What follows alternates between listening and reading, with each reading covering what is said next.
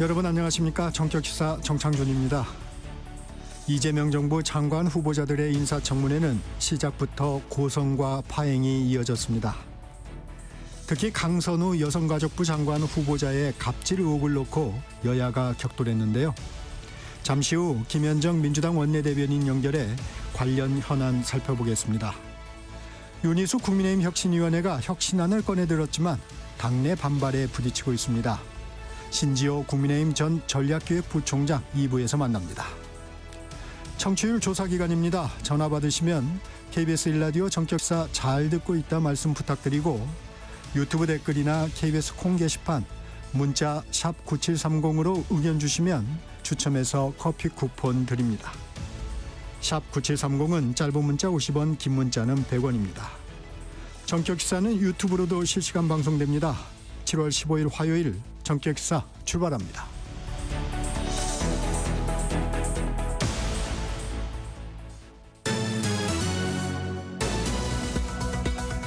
뉴스 브리핑 시작합니다. 세계일보 이현미 기자 나와 있습니다. 안녕하세요. 안녕하세요. 어제 열린 장관 후보자 4명의 인사청문회 중에서 강선우 여성가족부 장관 후보자의 청문회가 가장 뜨거웠죠? 네, 어제 열린 인사청문회 가운데 가장 관심을 받은 건 보좌진 갑질 의혹이 불거진 강선우 후보자의 청문회였습니다. 여가부 장관 후보자로서 정책에 대한 검증보다는 후보자의 과거 행적과 도덕성에 초점이 맞춰졌는데 시작 전부터 국민의힘 소속 보좌진 20여 명이 피켓을 들고 강 후보자 사퇴를 외쳤고요. 국민의힘 의원들은 노트북에 갑질 왕이란 문구를 붙여놨습니다. 네. 이에 여야가 실랑이를 벌이면서 청문회 시작 10분 만에 파행됐고요. 청문회 초반 국민의힘 이다리 의원은 음식이 가득 담긴 쓰레기 봉투를 들어 올리면서 강 후보자가 보좌관에게 음식물 쓰레기와 일반 쓰레기가 섞인 걸 버리게 했다며 갑질 의혹을 추궁했습니다. 네.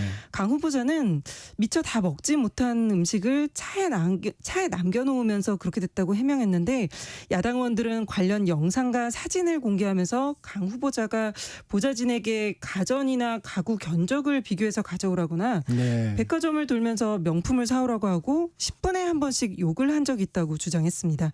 또 보좌관에게 강 후보자 집에 화장실 비데를 수리하게 한 적도 있다고 했는데 강 후보자는 당시에 급박해서 조언을 구하고 부탁드렸는데 부당한 업무 지시로 보일 수 있다는 걸 생각하지 못했다고 해명했습니다. 네. 강 후보자는 사퇴 요구에는 침묵으로 대응하면서도 상처받았을 보좌진들께 심심한 사과를 드린다며 고개를 숙였습니다. 또 강 후보자가 국회 보건복지위원으로 활동하는 동안 변호사인 배우자가 바이오 벤처기업으로부터 스톡옵션을 받은 사실이 알려지면서 이해충돌 의혹이 제기됐는데요. 강 후보자는 받지 않겠다고 거부 의사를 밝혔지만 반영되지 않은 거라고 해명했습니다. 정동영 통일부 장관 후보자 청문회에선 도덕성 문제뿐 아니라 후보자의 대북관이 부각이 됐어요. 네, 일단 국민의힘 의원들은 청문회 초반부터 농지법 위반과 이해충돌 의혹을 정조준했습니다. 네. 정 후보자의 배우자가 농지를 살 때 주소지를 허위로 이전했다는 건데 정 후보자는 위장 전입은 시인하면서도 농지와 관련해 다른 위법 사실은 없다고 해명했습니다. 또 정 후보자의 배우자와 아들 2명이 태양광 업체를 소유하고 있는 상황에서 네. 정 후보자가 태양광 인허가 절차를 대폭 간소화하는 특별법을 발의한 건 이해충돌에 해당한다는 지적이 나왔는데요. 정 후보자는 법에 담긴 태양광 설비와 배우자가 소유한 발전 시설은 성격이 달라서 이해충돌에 해당하지 않는다고 했고 생계형 호구지책으로 태양광 시설을 매입한 거라고 말했습니다. 네. 대북정책 기조도 쟁점으로 부각됐는데요. 야당 의원이 북한이 대한민국의 주적이라는 데 동의하냐 이렇게 묻자 동의하지 않는다. 주적이 아니라 위협이라고 했고요. 네. 윤석열 정부에서 효력 정지된 9.19 군사합의에 대해선 새 정부가 복원하는 의결을 하면서 북한보다 먼저 조치를 할 수도 있다고 했습니다. 이재명 정부 들어 불거진 전시작전권 환수 문제와 관련해선 이 문제가 미국 트럼프 정부와의 통상협상 카드가 될 수는 없다고 선을 그으면서 지금은 때가 아니라고 보지만 전작권 환수라는 원칙은 견지해야 한다고 말했습니다. 네. 이 밖에도 전재수 해양수산부 장관 후보자 청문회에선 해수부의 부산 이전과 전 후보자의 부산 부산시장 출마 여부가 도마에 올랐고요. 네. 배경은 과기부 장관 후보자 인사청문회에선 방송 3법 통과에 항의하는 국민의힘 의원들이 최민희 독재 아웃, 이재명은 협치하란 팻말을 노트북에 붙이면서 오전 내내 파행을 겪었습니다. 윤석열 전 대통령이 내란 특검팀의 두 번째 소환에 불응했습니다. 네, 지난 10일 재구속된 윤 전 대통령은 어제 내란 특검팀의 두 번째 소환 통보에도 응하지 않았습니다. 건강상의 이유를 들면서 구치소 수용실을 나갈 수 없다고 한 건데요. 변호인 측은 지난번에 불출석 사유서를 제출했고 그때와 상황이 변경된 게 없다고 밝혔습니다. 네. 윤 전 대통령은 지병인 당뇨와 무더위로 식사를 잘 못하는 걸로 전해졌는데 건강 문제도 있겠지만 2017년 박근혜 전 대통령이 검찰 수사를 거부했던 것처럼 특검 수사를 거부하려는 것 아니냐는 해석도 나왔습니다. 네. 이러자 특검팀은 어제 서울구치소장에게 피의자를 특검 조사실로 데려오라며 강제 구인 절차를 밟았지만 이것도 무산됐습니다. 특검 관계자가 구치소를 방문하진 않았는데요. 박지영 특별검사부는 전직 대통령인 점을 고려했을 때 강제적으로 물리력을 동원하긴 어려웠다고 말했습니다. 네. 특검은 오늘 오후 2시까지 다시 윤 전 대통령을 데리고 오라고 했는데요. 윤 전 대통령이 버틸 경우 사실상 강제로 데리고 나올 방법은 없는 상황입니다. 네. 또 내란 특검팀은 어제 국방부와 합동참모본부, 국군 방첩사령부, 드론작전 사령부 등 무려 군사시설 24곳에 대한 전방위적인 압수수색에 나섰는데요. 압수수색 영장 혐의로는 형법상 일반 이적죄 등이 적시된 걸로 알려졌습니다. 네. 윤 전 대통령은 계엄선포 명분을 쌓기 위해 북한 평양에 무인기를 침투시켜서 북한을 도발하려 했다는 의혹도 받고 있는데 외환죄를 적용하려면 외국과의 공모를 입증해야 해서 법리 구성이 쉽지 않다고 합니다. 이 때문에 공모 여부와 무관하게 처벌할 수 있는 일반 이적죄 혐의를 적용한 걸로 보입니다. 김건희 특검팀의 수사 상황도 전해주시죠. 네, 김건희 특검팀은 수사 항목이 무려 16가지에 달할 정도로 가장 많은데 네. 어제는 집사 게이트 사건과 삼부토건 주가 조작 의혹, 양평 고속도로 노선 변경 특혜 의혹과 명태균 씨가 연루된 공천 개입 의혹 관련 추가 수사가 진행됐습니다. 특검은 김 여사의 측근이자 집사로 지목된 김예성 씨의 벤처회사 IMS 모빌리티란 곳에 2년 전에 총 184억 원을 투자한 대기업과 증권사 최고 경영진에게 어제 줄줄이 소환을 통보했는데요. 네. 김범수 카카오 창업주와 조현상 HS 효성 부회장, 김익래 전 다우 키움그룹 회장, 윤창호 전 한국증권금융 사장 등 이 사람들을 모레 오전 10시에 불러서 조사할 예정입니다. 집사 게이트란 김예성 씨가 설립한 렌터카 업체가 자산보다 부채가 3배나 많을 정도의 부실 기업인데도 이런 곳에 주요 기업들이 거액을 투자한 배경에 김 여사가 있다는 의혹인데 네. 특검은 이 자금 일부가 김 여사의 비자금으로 흘러간 게 아니냐는 의심을 하고 있습니다. 특검은 삼부토건 주가 조작 의혹과 관련해선 어제 전현직 경영진 등 핵심 피의자들에 대해 구속영장을 청구했습니다. 삼부토건 주가 조작 의혹은 2023년 5월에서 6월 사이에 윤석열 전 대통령이 강조했던 우크라이나 재건 사업을 삼부토건이 본격적으로 할 것처럼 투자자들을 속여서 주가를 띄웠다는 건데요. 네. 그러고 나선 관계자들은 보유 주식을 대량 매도해 100억 원대 차익을 실현하고 일반 투자자들에겐 손해를 끼쳤다는 건데 민주당에선 김건희 여사의 증권 계좌 관리인이었던 이종호 씨가 연루돼 있다고 주장해왔습니다.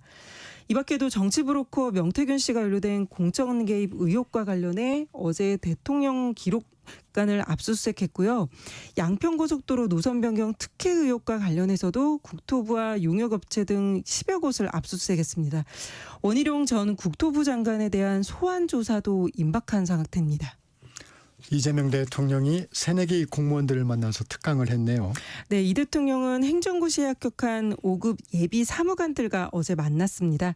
현직 대통령이 공무원에게 특강을 한 건 노무현 전 대통령 이후 20년 만이라고 합니다. 네. 이 대통령은 저는 부패한 사람이란 온갖 음해와 공격을 당해 저 사람 뭐야 하는 이미지가 됐지만 사실은 정말 치열하게 제 삶을 관리해왔다.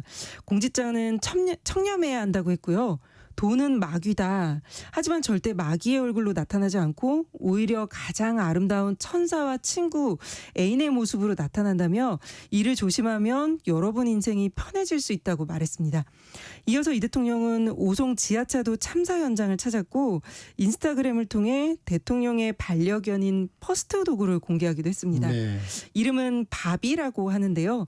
장남 동호 씨 내외가 키워온 말티프로 얼마 전부터 한남동 관저에서 이 대통령 부부와 지내고 있다고 합니다. 여기까지 듣겠습니다. 세계일보 이현미 기자였습니다. 고맙습니다. 감사합니다. 정책시사 듣고 계신 지금 시각 7시 30분입니다. 이어서 날씨와 교통정보 듣고 돌아오겠습니다. 전격 시사 날씨 정보입니다. 강원 영동 북부에 발효됐던 호우특보는 7시에 해제가 됐습니다. 아직도 강원과 그밖의 중부지방 전라권에는 세찬 비가 내리는 곳이 있는데요. 그제 일요일부터 오늘까지 경상권이 80에서 200mm 이상의 많은 비가 왔고요. 강원과 전라권이 60에서 180mm 이상, 수도권, 충청, 제주 20에서 60mm의 비가 관측이 됐습니다. 오늘도 대부분 비가 오다가 밤에 그치겠습니다. 하지만 내일과 모레 다시 전국에 비 예보가 있고 특히 내일부터 서쪽 지역을 중심으로 이틀간 강하고 많은 비가 오겠습니다. 반면 곳곳에 소강 상태를 보이는 곳도 있겠습니다.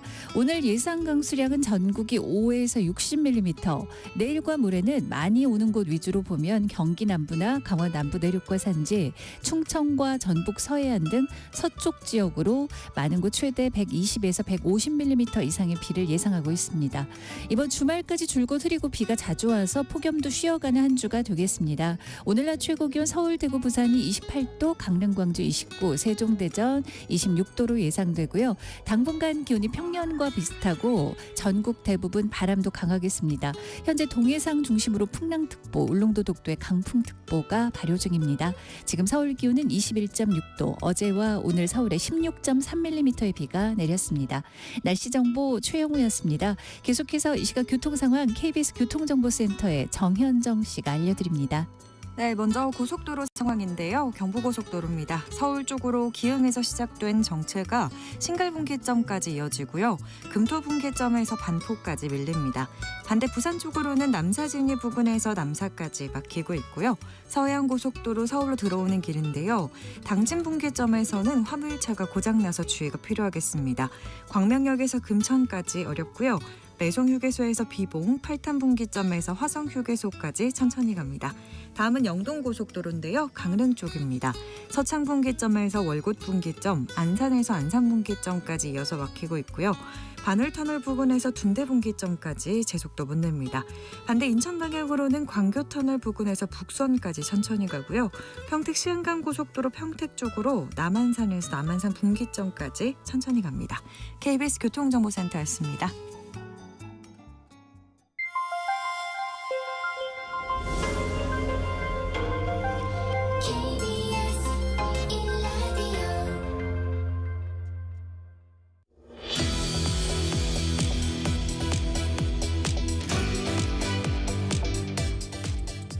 전격 인터뷰 여당 소식부터 가보겠습니다. 김현정 민주당 원내대변인 전화 연결합니다.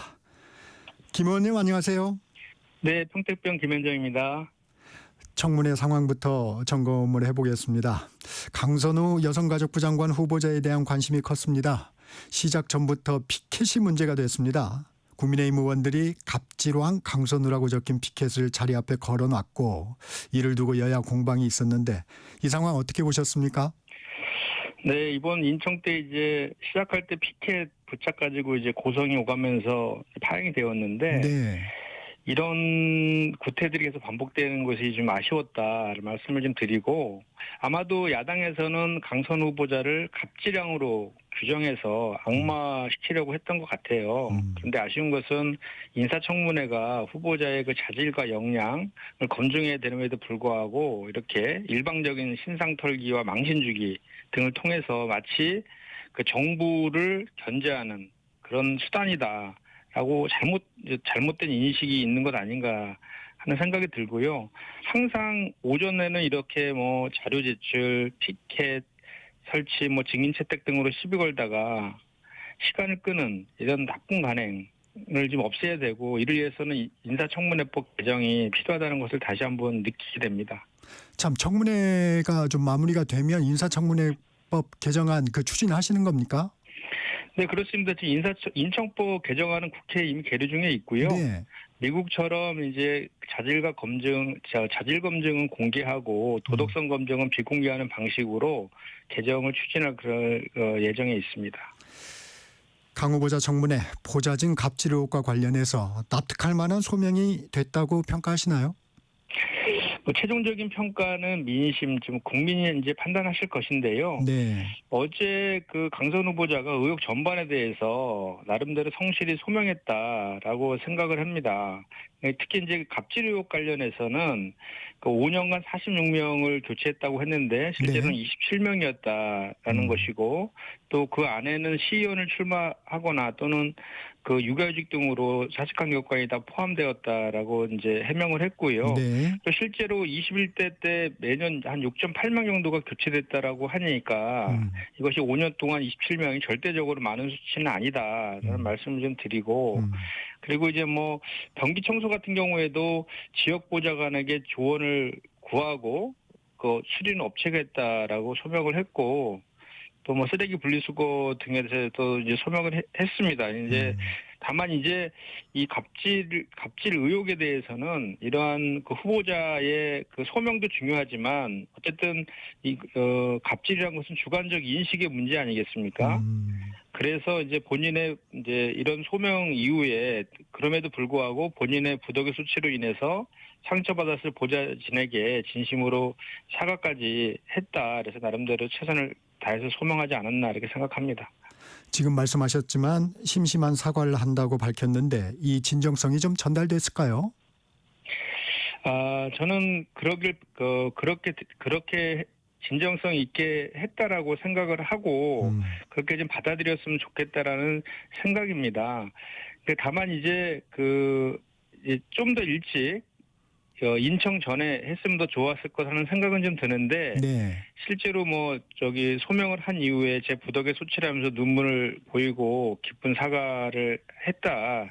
그리고 이제 아마 그 순간에 이제 감정이 북받쳐서 한참 말을 잇지 못하던데 그랬던 것 같습니다. 나름 능력 있고 적임자라고 해서 이재명 대통령 정부가 이제 내정을 했는데 이런 인천 과정에서 생각지 못한 그런 갑질 의혹이 불거져서 이런저런 회한을 느꼈을 거다 이런 생각이 듭니다. 이 거짓 해명 논란이 다시 일었어요. 이 SBS 보도인데 강 후보자가 보좌진에게 현관 앞 쓰레기를 버리라는 메시지가 공개가 됐고 해당 보좌진에 대해서 법적 조치를 하겠다고 얘기한 적 없다고 증언을 했는데 법적 조치를 진행 중이라는 입장을 보낸 것으로 확인이 됐습니다. 이 언론 네. 보도는 어떻게 보십니까? 어제 그거 관련해서 네. 인청에서 후보자가 소명을 했습니다. 그 법적 조치를 한 적이 없다라는 것이고 그것은 내부적으로 우리 민주당 내의 정보를 공개하는 그런 전체적인 흐름 과정에서의 내용이고 실제로 법적 조치를 하지 않았다라고 소명을 했기 때문에 그것은 소명이 되었다라고 보시면 될 것 같습니다. 네. 근데 SBS에 보낸 해명서를 보니까 법적 조치를 진행 중이다 이렇게 돼 있던 것 같더라고요. 어제 그게 이제 그런 의미가 아니었다라고 직접 본인이 소명했으니까 네네. 그리고 앞으로 이제 법적 조치가 이제 할 일은 없을 거 아닙니까? 네. 그런 맥락에서 이해해 주시면 될 것 같습니다. 네. 정동영 통일부 장관 후보자에 대해서는 이해충돌 논란이 있었습니다. 배우자가 태양광 사업을 하는 상황에서 영농형 태양광 설비 인허가 절차를 대폭 간소화하는 특별법을 공동 발의했는데 이 문제는 해명이 됐다고 보시나요? 네, 그렇습니다. 영농형 태양광 지원법에 대해서 이제 여야의 7분의 의원이 대표 발의를 했고 82명이 이제 공동 발의를 했는데 공동 발의했던 82명 중에 한 명이다라는 것이잖아요. 네. 그리고 이제 배우자께서 태양광 법인을 운영하기 때문에 이해충돌의 소지가 있다라는 지적에 대해서 배우자가 운영하는 태양광 법인은 영농형 태양광 시설이 아니기 때문에 성격이 다르다. 그과는 전혀 무관하다 이렇게 좀 확인이 되었습니다. 정동영 후보자 통일부 명칭에 대해서 여야 함께 의논할 사안이라고 밝혔습니다. 여야 합의 잘 될 수 있을까요? 저는 이제 그 후보자가 이제 그 지명된 이후에 이제 평화 정착이 중요하지 않습니까? 그래서 네. 평화 정책이 5천만 국민의 지상 명령이고 지상 과제다라고 하시면서 통일은 마차에 비유했고 평화를 말에 비유했어요. 그래서 마차가 말을 끊을 수는 없고 말이 앞에 가야 하는 것이다 라면서 평화가 무엇보다 중요하다라고 강조한 것인데, 사실 지난 그 윤석열 정부하에서 남북 관계가 대단히 대치적인 국면이었잖아요. 그래서 한반도 평화 위기를 극복하기 위해서는 이러한 명칭 변경도 이런 한반도 평화를 극복하기 위해서 그런 기조에 부합하다면 충분히 여야가 함께 논의할 수 있다, 이렇게 생각합니다. 북한에 대해서는 주적이라는 데는 동의하지 않았습니다. 위협이라는 표현을 썼는데 어떻게 보십니까? 그것은 우리 저희 국방백서에 북한은 주적이라고 분명하게 명시되고 있고요. 네. 통일부 장관으로서 그 남북 간의 그 평화를 추구해야 되는 그런 그 임무를 부여받은 분으로서 주적이라는 표현을 굳이 쓰면은 남북 관계를 복원하는 데 있어서 그 지장이 있을 거 아닙니까? 그런 차원에서의 한 표현이다라는 것이고, 북한이 주적인 것은 명백한 사실 아닙니까? 배경훈 과기부 장관 후보자, 전재수 해수부 장관 후보자 청문회는 좀 어떻게 보셨어요? 일단은 그 가기부 장관 청문회에서 그 피켓 시위의 장으로 전락한 거에 대해서 참 정말 아쉽습니다. 네. 그 후보자와는 전혀 무관한 세민이 독재 아웃이라는 피켓을 내걸어서 오전 내내 파행을 했거든요. 그러니까 이걸 보면 결국 후보자 검증보다는 정권에 대한 흠집내기를 위한 정권 공세의 장으로 인사청문회를 악용하고 있지 않느냐라는 생각을 지울 수가 없고요. 네. 이 배경훈 장관 후보자 같은 경우는 AI 학자이면서 기업가지 않습니까? 네. 그리고 또 과거에 초거대 AI 상용화 등으로 인해서 은탑 산업훈장을 받은 분이시거든요. 그래서 학계와 관리 출신이 아닌 기업 현장 출신으로서 국가 경쟁력을 좌우할 AI 혁신을 이끌 적임자라고 저는 생각을 하고, 그다음에 이제 해수부 장관 같은 경우에는 갑자기 이제 해수부의 부산 이전이 이재명 대통령의 대선 공약이었는데, 네. 그거 관련해서 마치 이것이 전재수 후보자가 해수부 부산 일을 통해서 내년에 부산시장에 출마하려고 하는 것 아니냐라고 그렇게 정쟁을 시켰어요. 네. 좀 아쉽습니다. 그래서 저는 국민의힘 의원들한테 해수부의 부산 이전을 반대하는지 좀 묻고 싶고, 이렇게 청문회가 이렇게 이렇게 흠집내기 일갈하면서 이렇게 이렇게 망신주기의 장으로 삼고 있는 모습, 이건 대단히 아쉽다라는 생각이 들고, 그 인수위 없이 출범한 정부에 일할 기회를 좀 주었으면 좋겠다라는 당부의 말씀을 좀 드리고 싶습니다. 이 증인 없는 청문회도 이어지고 있습니다. 배경훈 과기부, 전재수 해양수산부, 정동영 통일부 장관 청문회에는 증인 없이 진행이 됐고, 강선우 후보자도 피해를 주장한 전직 보좌진들은 증인으로 채택되지 못했다고 합니다. 이 부분은 어떻게 보십니까?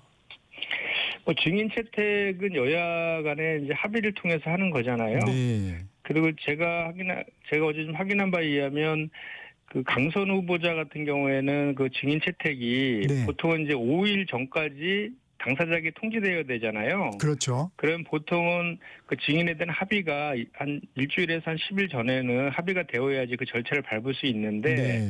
그 당시만 해도 이 갑질 문제가 지금처럼 크게 불거진 그런 상황은 아니었던 것 같고, 네.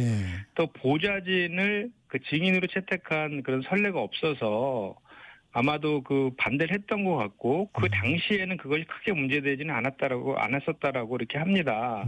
저는 그래서 기본적으로 다른 후보자도 마찬가지지만 이 증인이나 참고인 채택 그리고 자료 제출과 관련해서는 네. 기본적으로 인사청문회에 대해서 여야 간에 좀 신뢰가 있어야 된다라는 생각이 듭니다.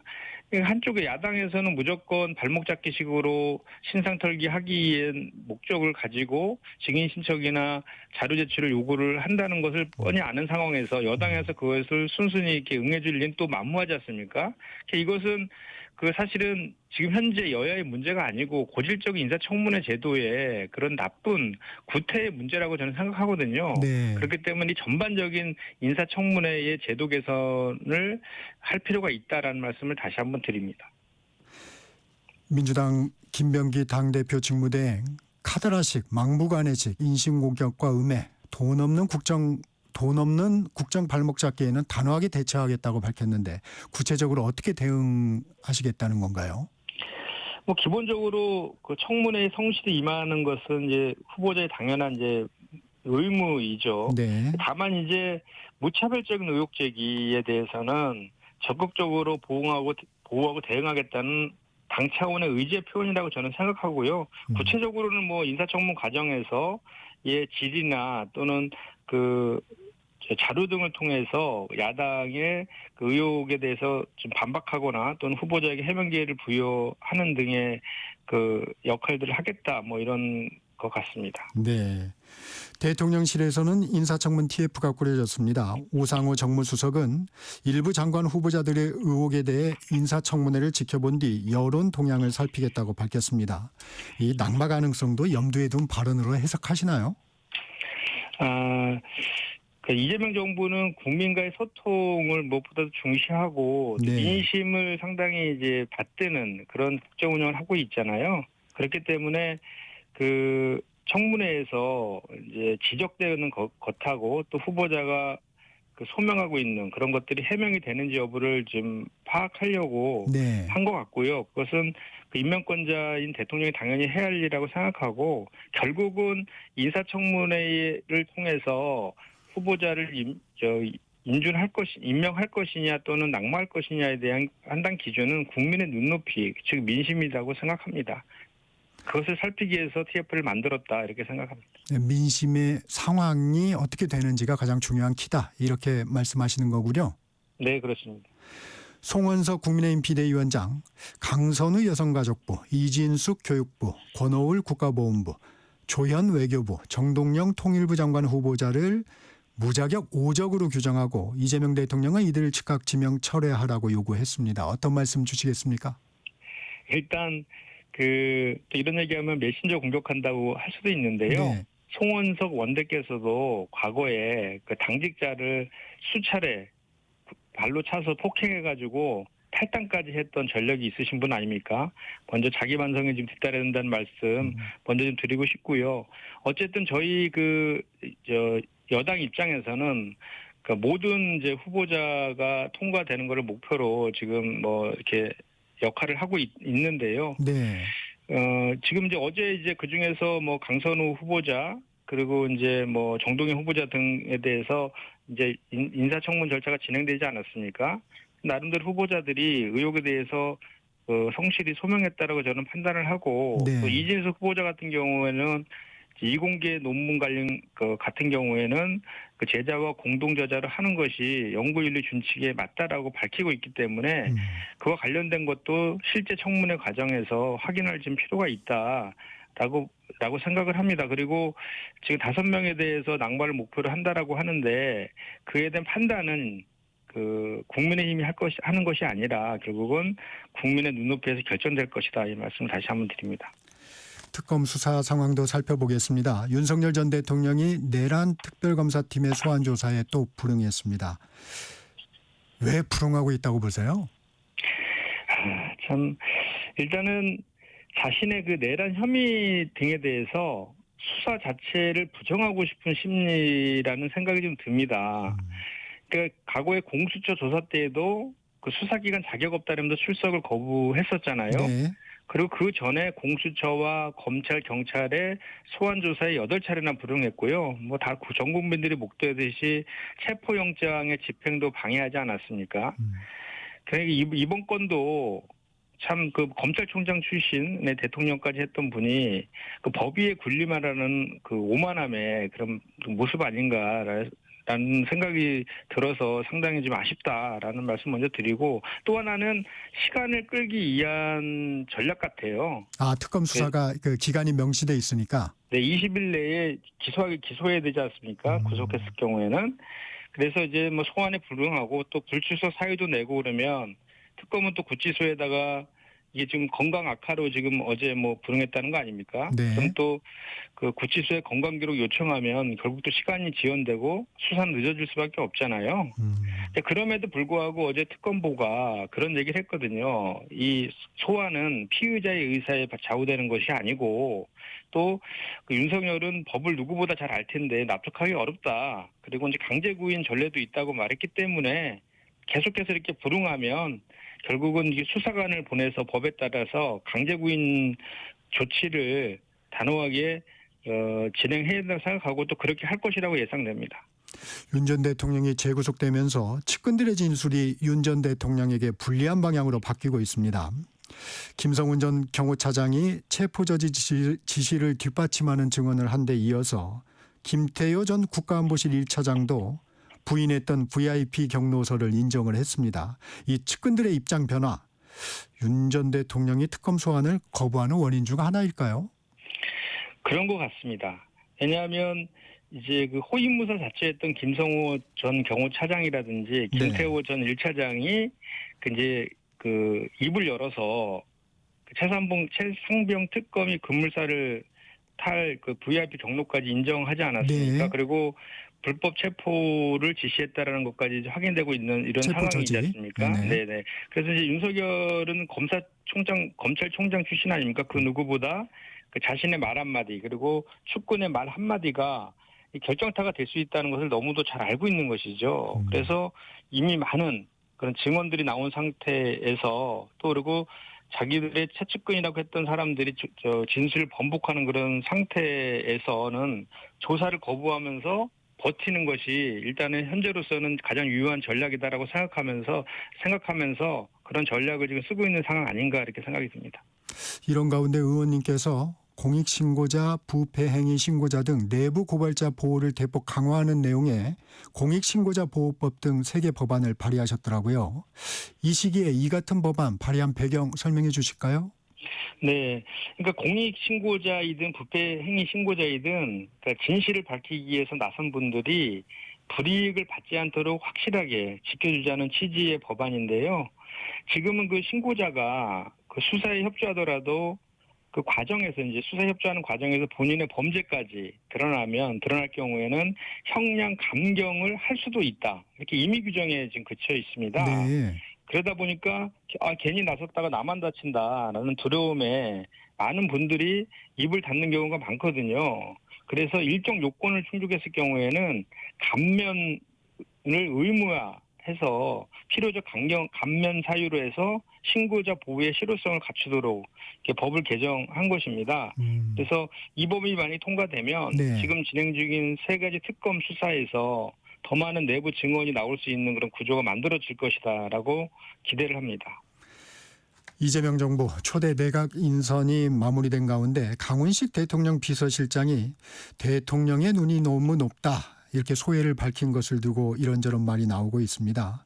국민의힘에서는 아첨이다. 장관 후보자들을 둘러싼 각종 의혹이 끊이지 않는 가운데 대통령의 최고의 참모가 이런 발언을 한 것은 부적절하다. 뭐 이런 비판도 나오는데요. 어떻게 보십니까? 네. 그 일부에서 이렇게 뭐 과도하다고 비판하는 의견도 있는데요. 그 이제 비서실장으로서 인선 발표까지 굉장히 힘들었다는 것을 우회적으로 표현한 것 아닌가 그런 네. 생각이 듭니다. 사실 인수위 없이 출범한 정부 아닙니까? 그 짧은 시간 안에 그 능력이랑 도덕성, 그 민심까지 모두 고려한 그 인사를 선별하는 건 현실적으로 사실 쉽진 않잖아요. 그래서 그럼에도 불구하고 국정 운영에 대한 대통령의 진정성 그리고 책임감을 한 번 더 봐달라는 그 의미도 들어있을 것이다라고 저는 생각을 하고요. 그래서 이렇게 그 최선을 다한 만큼 이제 후보자의 그런 흥결만 보지 말고 수없이 빛나는 장점도 함께 봐달라고. 네. 그래서 국회에서 적극적으로 협조해달라라는 호소까지 포함된 그런 행보 아니었나를 생각합니다. 제1기 내각 여성 비율이 26%입니다. 이번 인선 과정에서 이 대통령이 여성 쿼터제에 대해서 신경을 썼다고 보십니까? 네, 그렇다고 생각합니다. 이번에 이제 19개 정부 부처 가운데 네. 5명이 여성이어서 26.3%거든요. 네. 목표인 30%에는 못 미쳤지만 그래도 근접한 수치 아닙니까? 이재명 대통령 같은 경우는 그 여성 인재 발굴하고 성평등 내각 구성에 대한 확고한 그런 의지를 갖고 계신 분이라고 저는 확신하거든요. 네. 그래서 대선 때부터도 여성 안심 대통령이 되겠다라고 선언도 하지 않았습니까? 네. 마무리해 이거는 주시고요. 결국은 여성의 차별 없이 안심하고 살아갈 수 있는 나라를 만들겠다는 철학이 깔려 있는 것이다라고 생각합니다. 네, 여기까지 듣겠습니다. 김현정 민주당 원내대변인과 말씀 나눴습니다. 고맙습니다. 네, 감사합니다. 전격기사 1부 여기서 마칩니다.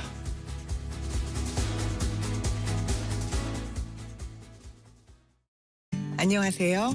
서울특별시의회 의장 최호정입니다. 서울의 즐거운 변화, 여러분은 느끼고 계신가요? 기초학력 검사 덕분에 우리 아이 부족한 부분을 보완할 수 있었어요. 도시계획으로 지하 안전까지 미리 챙겨주니까 안심이 되네요. 이 변화의 중심에는 시민의 목소리를 정성껏 듣고 실천하는 111명의 의원들이 있습니다. 앞으로도 시민의 삶을 더 세심하게 챙겨 내일이 기대되는 서울을 만들겠습니다. 청렴한 의회로 늘 시민 곁에 있겠습니다. 이 캠페인은 서울특별시의회와 함께합니다. 광복 80년 KBS 라디오 캠페인 밸류업 대한민국.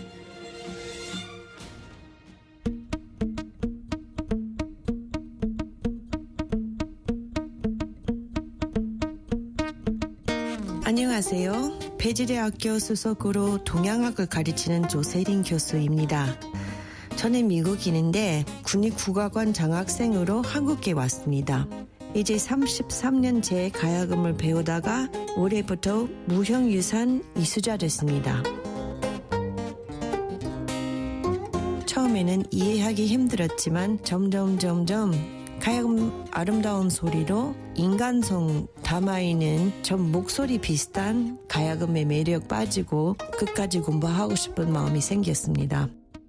공부할수록 가야금의 매력 이해하게 되는데 앞에 길이 좀 먼 것 같아요.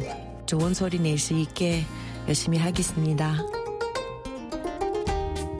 한국의 소리의 뿌리는 아주 깊은데 뿌리를 잘 뻗어서 계속 아름다운 꽃이 피었으면 좋겠습니다. 한번 뿌리를 깨지면 다시 심을 수 없습니다. 저도 가야금 산조에 뿌리를 계속 불을 주고 아름다운 곳을 나올 때까지 연습 많이 하겠습니다. 우리 다 국악을 사랑해 주세요. 우리 모두 함께 국악을 사랑합시다. 광복 80년 우리가 가야 할 길을 묻습니다. KBS 라디오 캠페인 밸류업 대한민국이었습니다.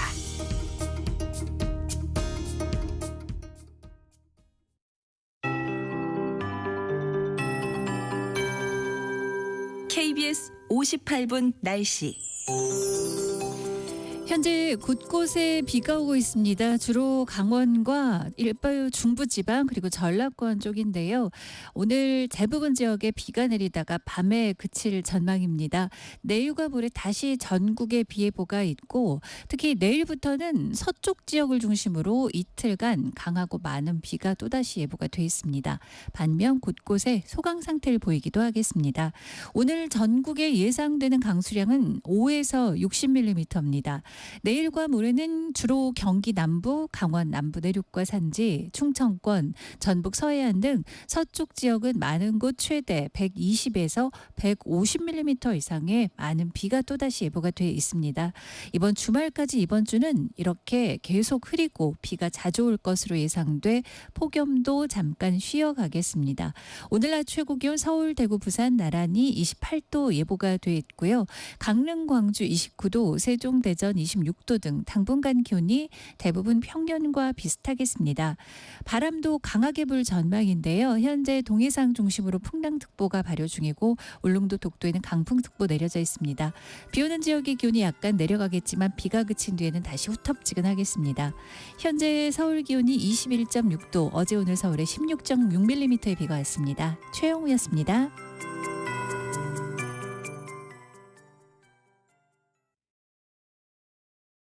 정성을 다하는 국민의 방송 KBS가 8시를 알려드립니다. AM 711kHz, FM 97.3MHz, KBS 1라디오입니다. HLKA.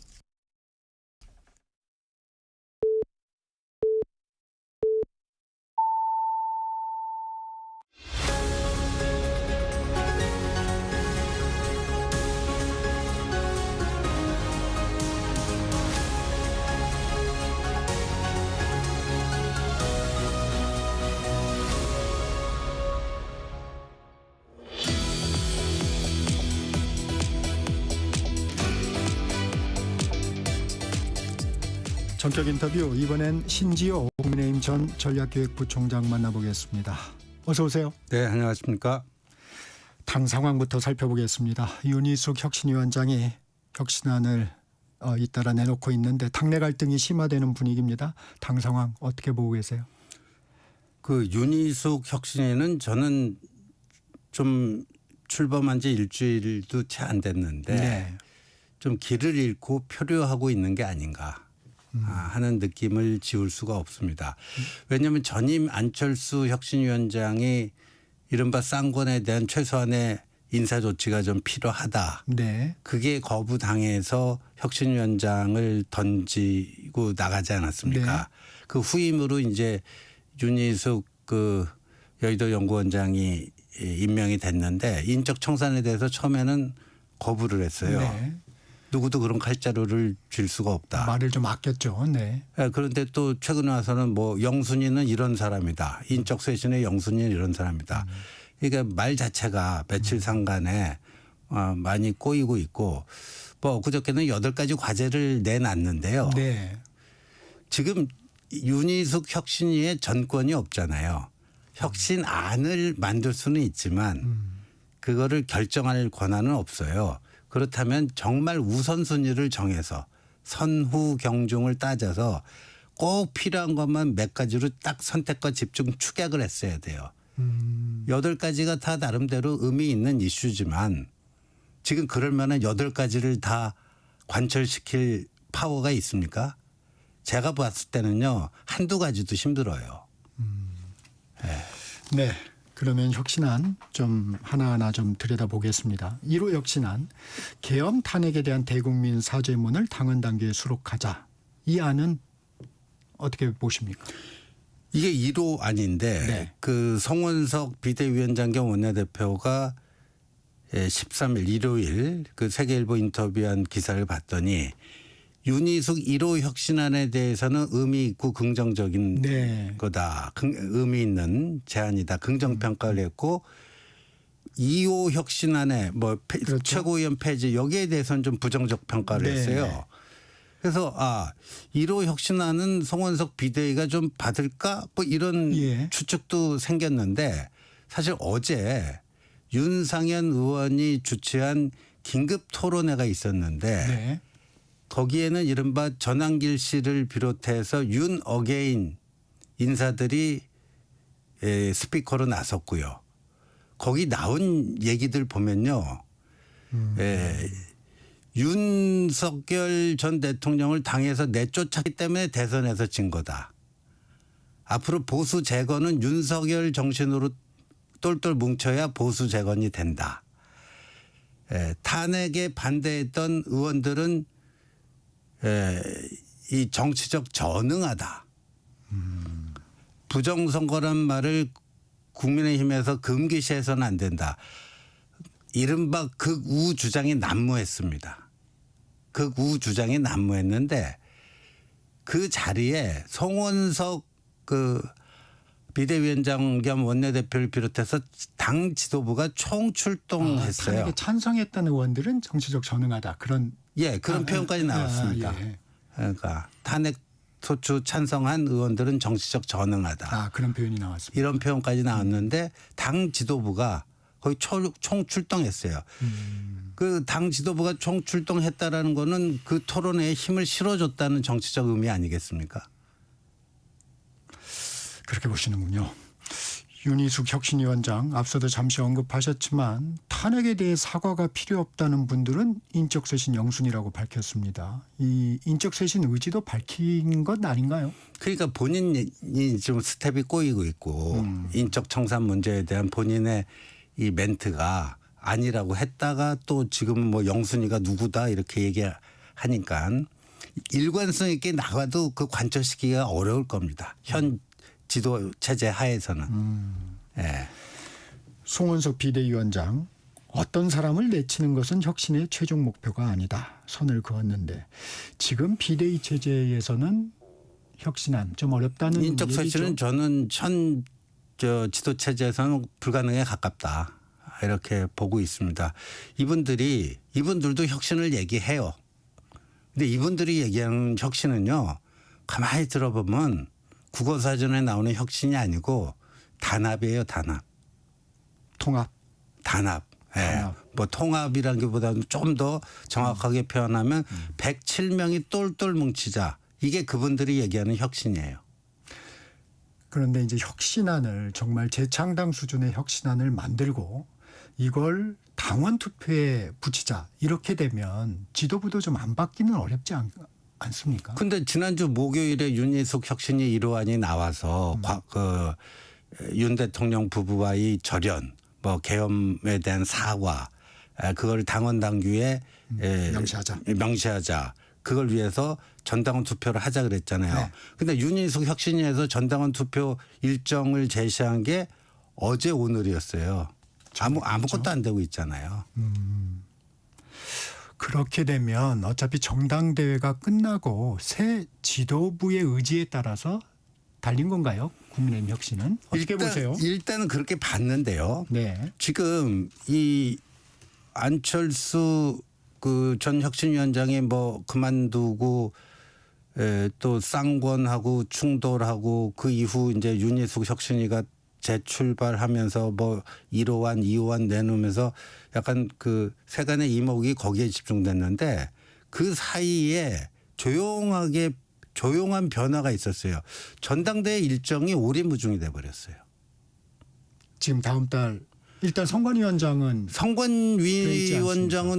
저기 늘 하시는 그 황우려 그분이 이제 하시고 있는데 네. 원래는 뭐 8월 19일에 청주의 한 그 장소를 가계약을 해서 잠정적으로 결정이 됐다. 8월 19일. 근데 그게 그 백지화된 것 같고요. 지금 뭐 들리는 얘기에 의하면 8월 말 뭐 9월 초 정도로 뭐 일산 킨텍스에서 전당대회 자주 했잖아요. 저희 당이 일산 킨텍스라든가 뭐 대전이라든가 이런 곳에서 장소를 물색하고 있다는데 뭐 정해졌다는 소식이 없어요. 일정이 지금 약간 좀 늦춰지는 분위기가 있군요. 당내에서. 늦춰질 수도 있지만 일단은 늦춰지고 있고요.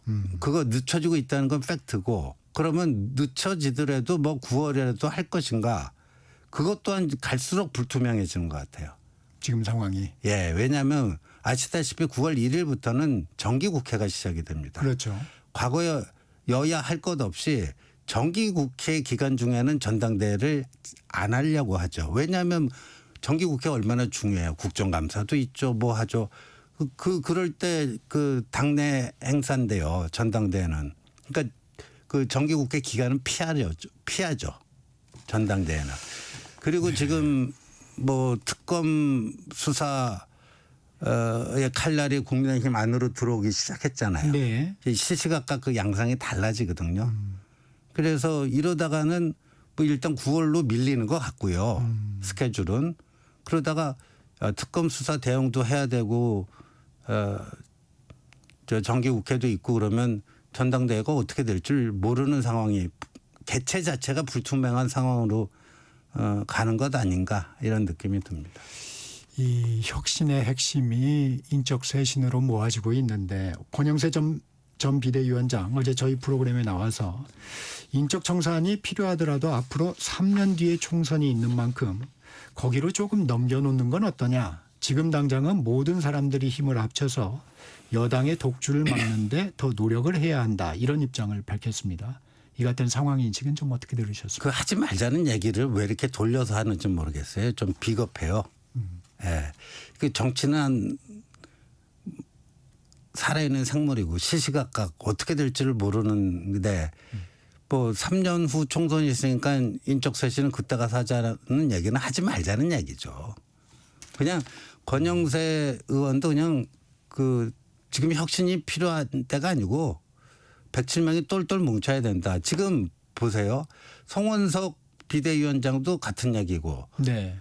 그러니까 뭐 계엄에 대한 사과도 하지 말자. 사과의 늪에서 벗어나자.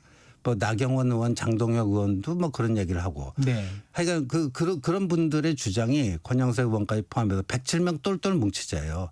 107명 똘똘 뭉치는 게 어떻게 혁신이죠? 그냥 그건 단합이라고 표현하는 게 맞죠. 최근에 언더찐윤이 화제가 됐습니다. 이 실체가 있는 건가요? 실체가 있으니까 예, 또 당내 구성원들이 다 실체가 있다라고 얘기하지 않습니까? 예. 이분들이 실질적으로 당을 움직이는 핵심입니까? 저는 송원석 원내대표가 그 3파전 원내대표 선거에서 네. 1차에서 60표 과반 득표로 당선된 거기에는 이른바 이 언더찐윤의 파워가 있었다고 봅니다. 네.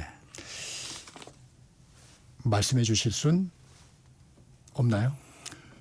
근데 보통 우리가 친윤하면 대표적인 인사들이 있잖아요. 이른바 뭐 쌍권 또 그다음 뭐 김나윤 뭐 이런 식의 뭐 그런데 이분들은 그렇게 본인 이름 석자가 매스컴에 자주 오르는 것을 원치 않는 것 같고요.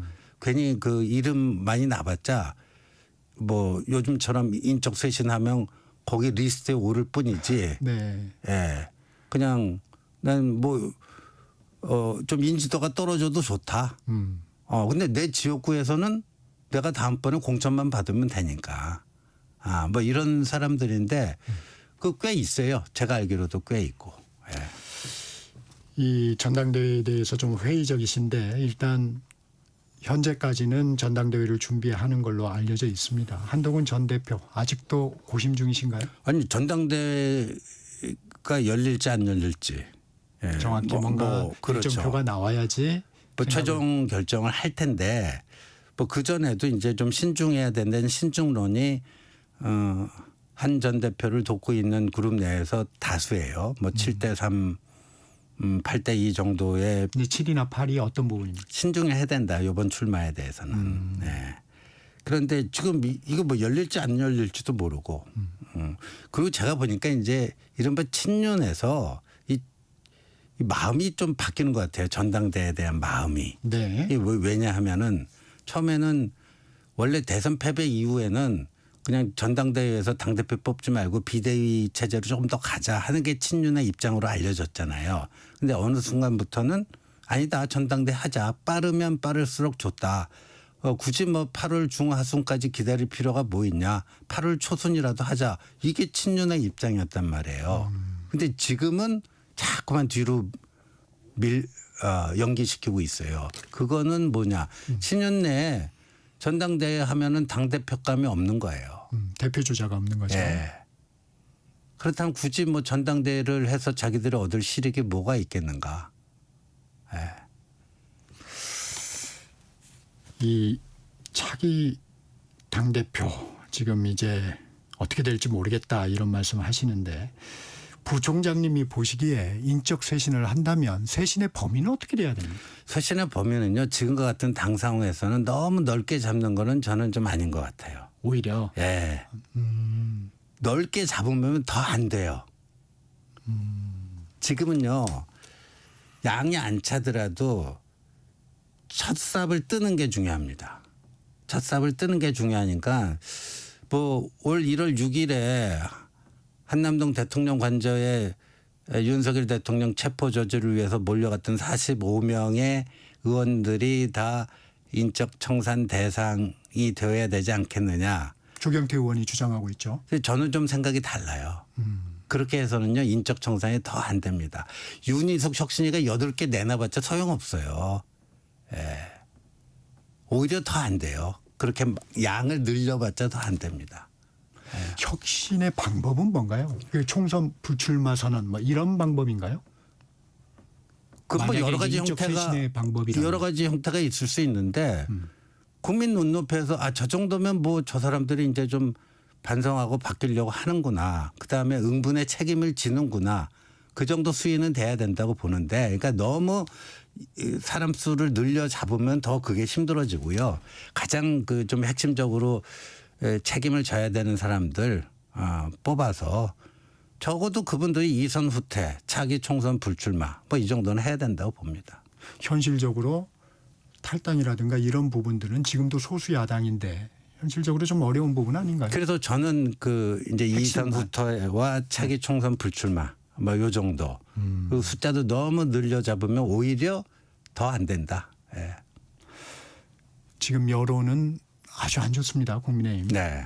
그런데 국민의힘 의원들의 위기감, 절실함 좀 부족하다는 인상을 받는데 이건 왜 그런가요?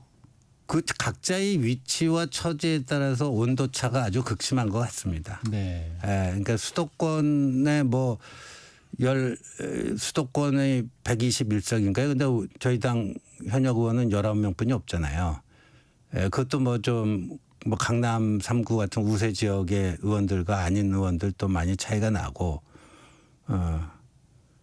그러니까 그래서 또 이제 그 인적 청산 못지않게 당 혁신에 저는 두 번째로 중요한 게 이 당의 의사결정 구조를 바꿔야 됩니다.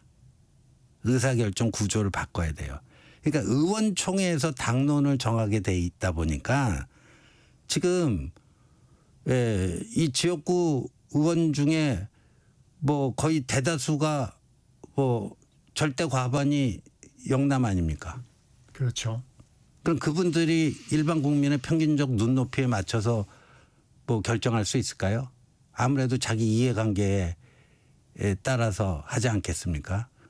그러니까 당론 자체가 민심과 이렇게 크게 떨어질 수밖에 없는 그런 구조입니다. 그러니까 뭐 전당원 투표 같은 거를 제도화하고 뭐 해서 이 의사결정 구조 자체를 바꿔야 되는 게 저는 두 번째 혁신 과제라고 봐요. 그 대표가 정권을 가지는 형태, 이게 이제 혁신위에서 두 번째 안으로 제시했지 않습니까? 구주류에서 이런 부분에 대해서 좀 비판을 하고 있는 건 왜 그런가요? 글쎄요, 그건 뭐 나름대로 뭐 이유가 있을 텐데, 왜냐하면 자기들이 아까도 말씀드렸잖아요. 친윤은 당대표 감이 없다고요, 지금. 감은 있을 수 있지만 당선 가능성 있는 당대표 감이 없는 거예요. 그러다 보니까 당대표에게 권한을 몰아주는 게 자기들이 당권 못 잡으면 크게 낭패 볼 수 있다. 그런 차원에서 반대할 수 있겠죠. 그런데 저는 최고위원 폐지하는 건 저도 반대입니다. 그 부분은 왜 그렇습니까? 그거는 기본적으로 그 이회창 총재 시절의 제왕적 총재 그거를 바꿔보자 해갖고 당 개혁 차원에서 이제 최고위원도 생기고 한 거거든요. 그다음에 민주주의의 기본은 체크 앤 밸런스입니다. 그런 점에서는 최고위원 폐지가 옳지 않다고 봅니다. 최근 나온 여론조사 하나 볼까요? 리얼미터가 에너지경제신문 의뢰로 지난 7일부터 11일까지 전국 만 18세 이상 유권자 2,513명을 대상으로 조사한 결과입니다. 자세한 내용은 중앙선거 여론조사 심의위원회 홈페이지를 참고하시면 되고요. 정당 지지도를 봤더니 민주당이 56.2%, 국민의힘은 24.3%입니다. 특히 국민의힘은 전통 텃밭으로 평가되는 대구 경북에서 지지도가 31.8%로 지난주보다 13.9%포인트 낮아졌고, 보수층에서도 국민의힘 지지도는 전주보다 11.1%포인트가 낮아졌습니다. 또 70대 이상에서도 17.3%포인트가 각각 하락했습니다. 이 부분 어떻게 해석해야 됩니까? 그러니까 대구 경북과 70대 이상에서도 70대 이상에서 이제 역전된 지는 조금 됐고요. 대구 경북에서도 이제 지지율 역전 현상이 이제 일부 여론조사에서 이제 나타나고 있는데, 그러니까 많은 분들이 이제 대선 패배하고 내년 6월 지방선거 전망하면서 2018년이 재연되는 거 아닌가 이런 우려를 나타냈는데, 그때 상황은 뭐냐면 17개 광역시도지사 중에서 대구 경북 두 군데만 당시 자유한국당이 승리하고 나머지 15군데를 다 내준 그건데 지금 이대로 가면 내년에 그 TK도 어렵지 않겠는가. 뭐 대구에서 뭐 김부겸 전 총리 같은 분이 민주당 후보로 나오고 뭐 이런다면은 대구 경북도 지금 넘어갈 수 있는 그런 상황까지 지금 가고 있는 거라고 봐야 될 것 같습니다. 예. 이재명 대통령의 국정 수행에 대해서는 잘함이라고 응답한 비율이 64.6%인데 5주째 상승세입니다. 이 부분은 어떻게 분석하십니까? 이게 정치는 상대평가 아닙니까? 예. 근데 이게 저는 윤석열 기저효과라고 봐요. 예. 그러니까 윤 전 대통령이 국민들에게 남겨놓은 그 잔상. 예. 그 이미지하고 지금 이재명 대통령이 하는 거랑 비교해 보니까 윤석열보다는 이재명이 낫네. 그래서 지금 이재명 대통령은 윤석열 기저효과를 톡톡히 누리고 있는 중이다. 네, 이렇게 봅니다. 특검 수사 상황도 좀 보겠습니다. 내란 특검 소환에도 불구하고 윤 전 대통령 또 불응했습니다. 왜 출석 안 하는 걸까요? 아마도 이제 본인이 재구속될 거라고는 생각을 안 하신 것 같아요. 그러니까 좀 심리적으로 낙담하는 것도 있을 것 같고, 예, 뭐 그런 것 같은데 저는 조금 계엄에 대해서도 본인이 제대로 한번 그 국민들에게 사과한 적 없잖아요. 그리고 계엄은 정당했다라고 계속 강변을 하고 있고 그런 자세라면 이 수사와 재판에도 좀 당당하게 임했으면 좋겠어요. 특히나 뭐 일부 변호인들이 뭐 영치금이 없어서 뭐 고생한다. 뭐 이런 식의 그 하는 것은 좀 안 맞다. 예. 그거는 그 조국 부부가 그런 거 했을 때 거기에 대해서 비판을 쏟아내던 분들이 지금 그렇게 하는 건 맞지 않다. 오히려 더 초라하게 만들 뿐이다. 이렇게 봅니다. 내란 특검팀에서 계엄 해제를 위한 국회 표결 과정을 들여다볼 전담팀을 꾸렸다는 보도가 있었습니다. 당에선 좀 이 상황 어떻게 보고 계신지 분위기. 저는 뭐 이 자리에서도 말씀드렸는데 작년 12월 3일 밤 계엄이 발동됐고 그리고 날짜를 넘겨서 12월 4일 새벽 1시에 국회 본회의장에서 계엄 해제 요구 결의안 190명 의원들이 참석해서 전원일치로 그 통과가 됐고 그래서 정부에서도 이제 해제를 했고요. 근데 190명 중에 국민의힘 의원들이 18명이 있었어요.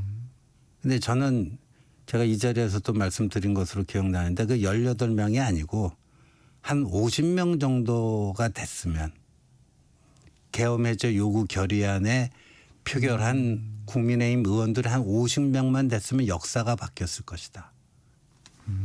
역사가 바뀌었을 것이다. 예. 지금 대통령이 이재명 아닐 수도 있다라고 봐요. 아닐 가능성이 꽤 저는 있다고 봅니다. 예.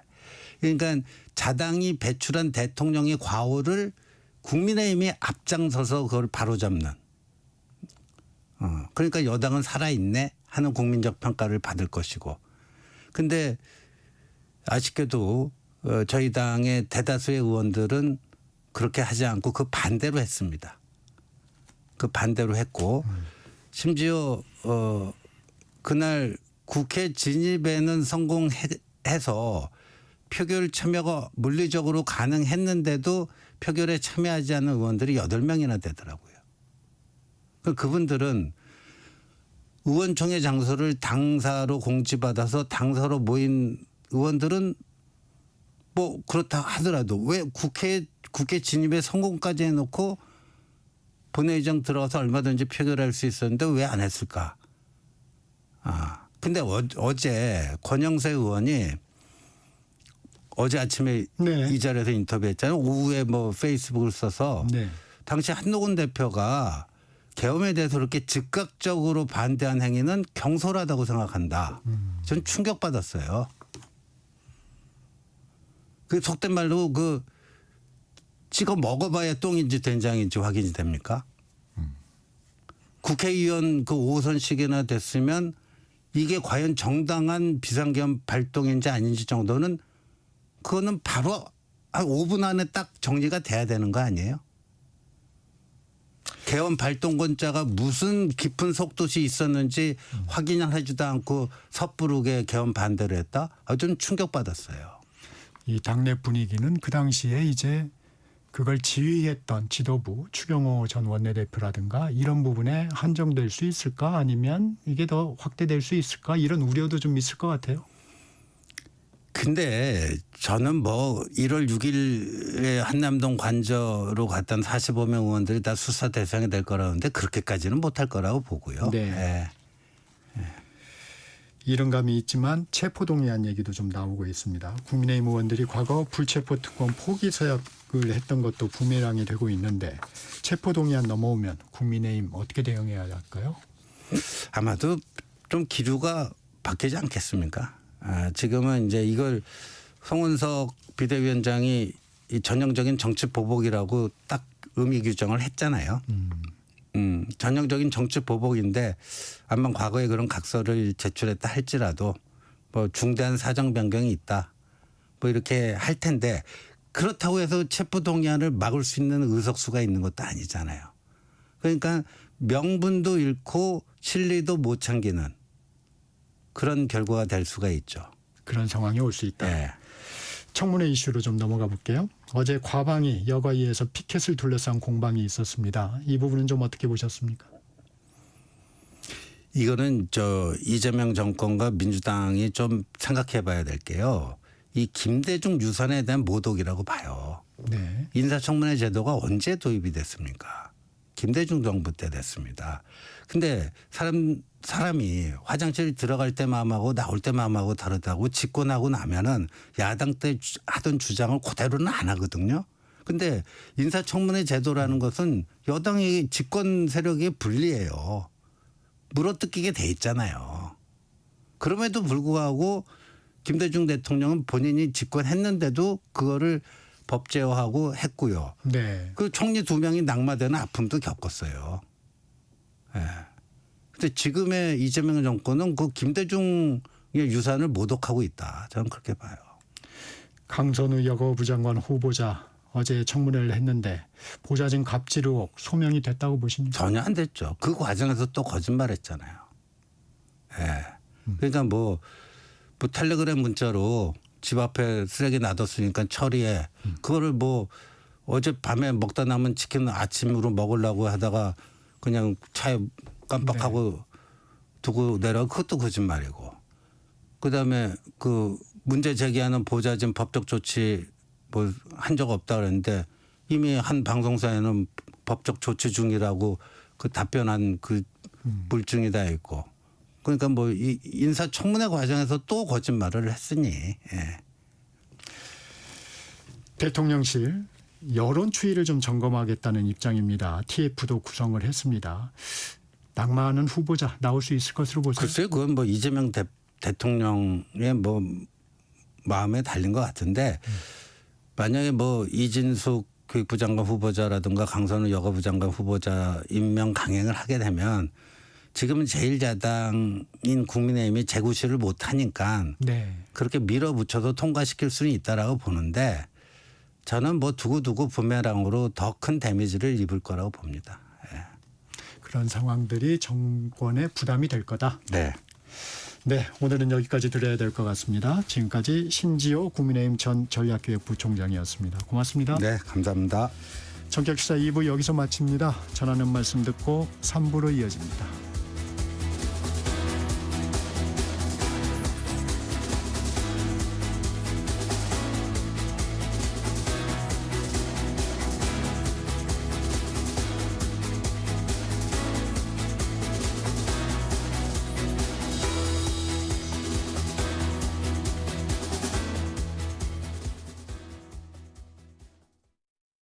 잠시 후 8시 반부터 일부 지역국에서는 해당 지역 방송을 보내드립니다. 워렌 버핏은 가치 투자, 필립 피셔는 성장주 투자, 피터 린치는 장기 투자. 방법은 달라도 목표는 하나. 성기영의 경제쇼가 성공의 길로 안내합니다. 깊이 있게, 명쾌하게, 지금 이 시대 경제에 관한 모든 것을 알려드립니다. 평일 오후 4시 5분 성기영의 경제쇼와 함께하십시오.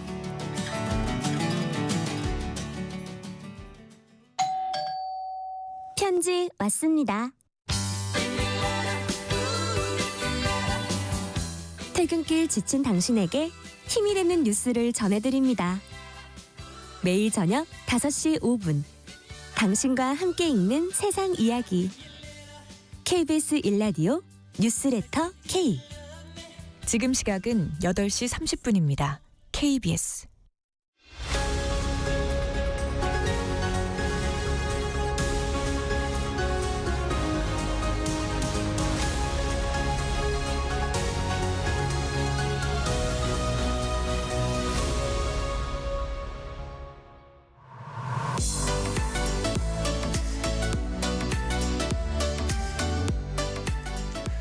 놓치지 말아야 할 글로벌 소식, 맥락이 있는 국제 뉴스를 전해드리는 글로벌 톡톡 시간입니다. 조윤주 외신캐스터와 함께합니다. 어서 오세요. 네, 안녕하세요.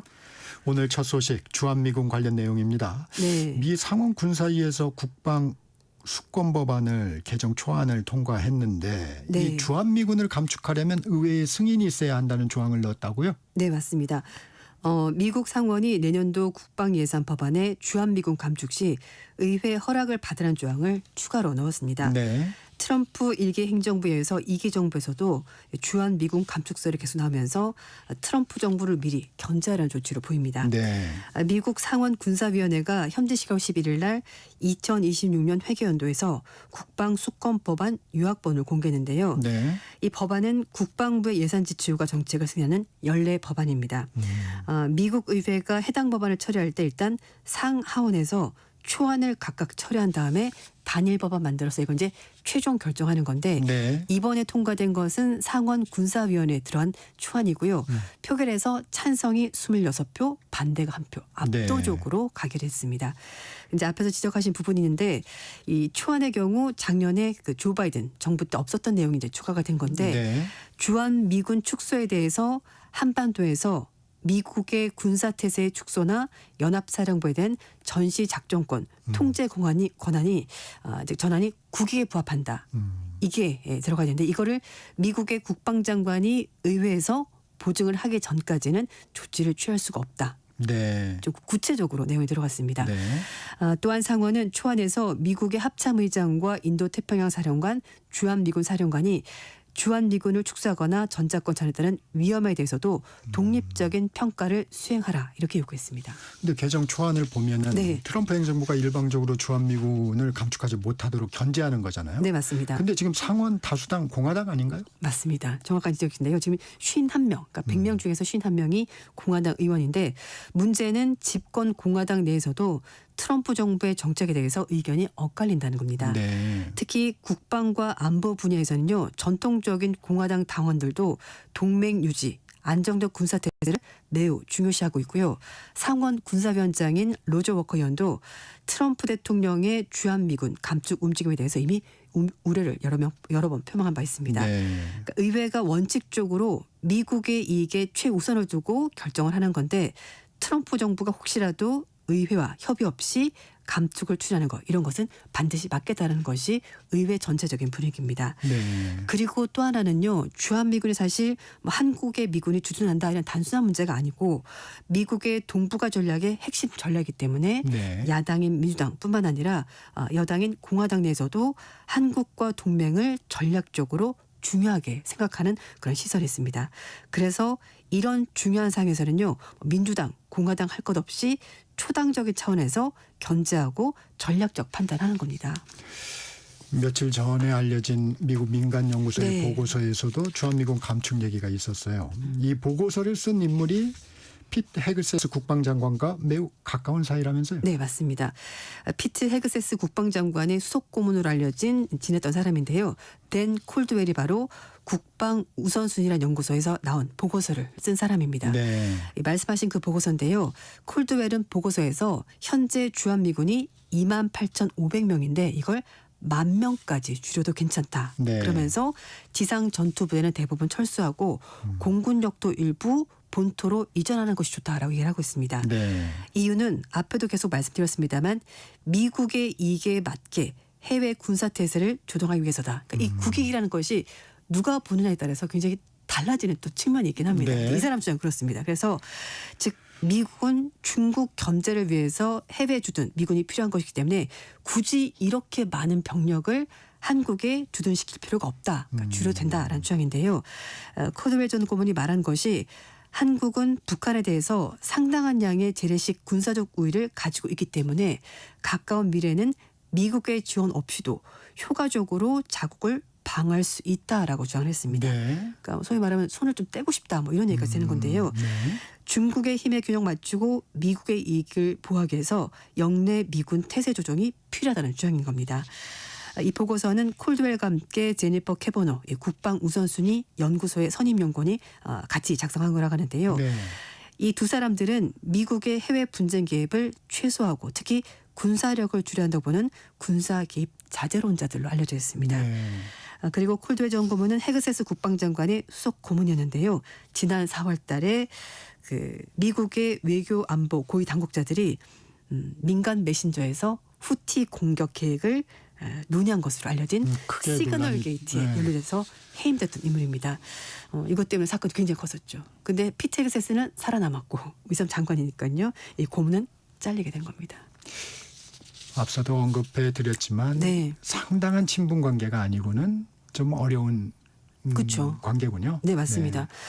그렇기 때문에 연구소에서 나온 이 보고서가 그냥 단순한 보고서다라고 볼 수가 없는 겁니다. 네. 왜냐하면은 콜드웰이 말씀드린 피트 헤그세스의 직속 고문으로 활동을 했었고 직접적인 업무 관계도 있었다고 합니다. 거기다가 정책적 철학도 공유했을 가능성이 상당히 높다고 주장을 할 수가 있는 건데 네.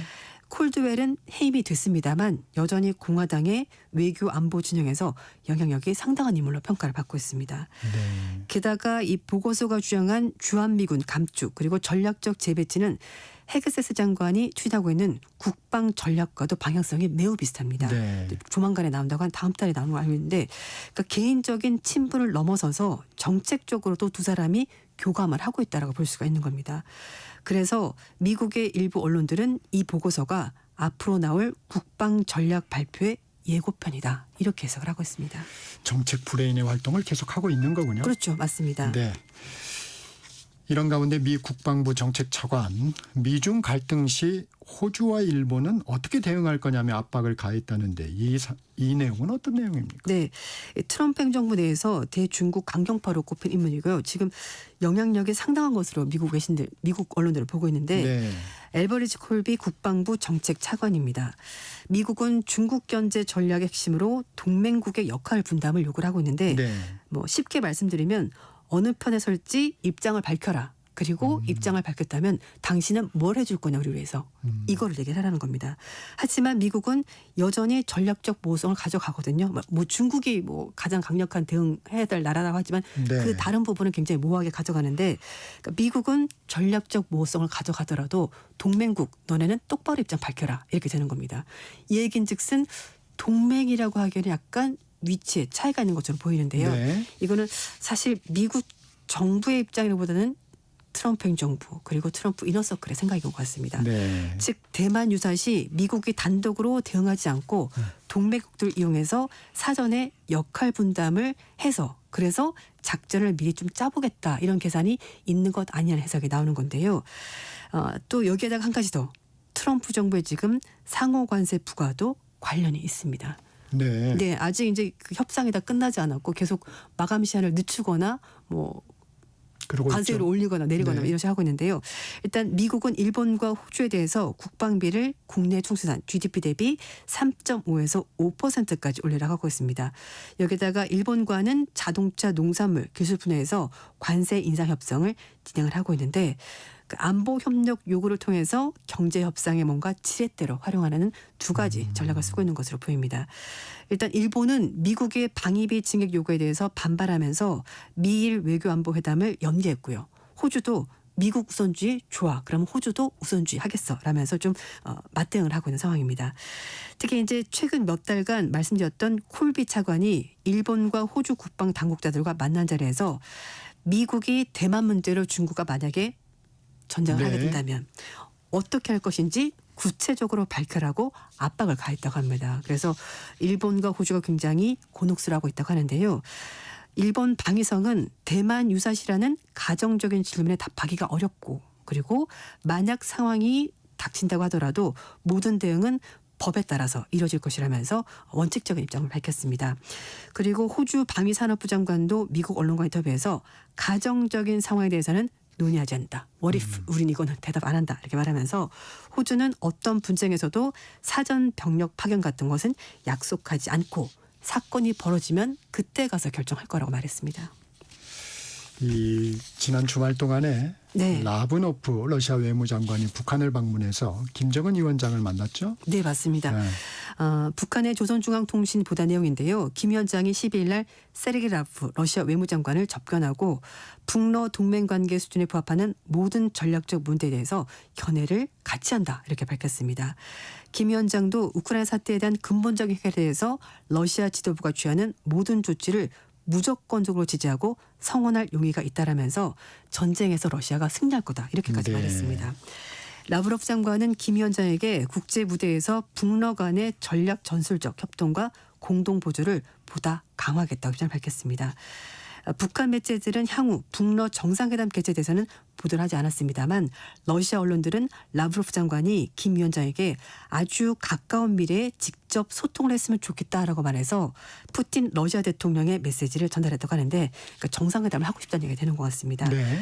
푸틴 대통령이 작년 6월 달에 북한을 갔을 때 김 위원장을 모스크바에 초청했기 때문에 라브로프 장관의 이번 방북 계획에서 두 사람 간의 회담이 이뤄질지 조율이 있을 것으로 보입니다.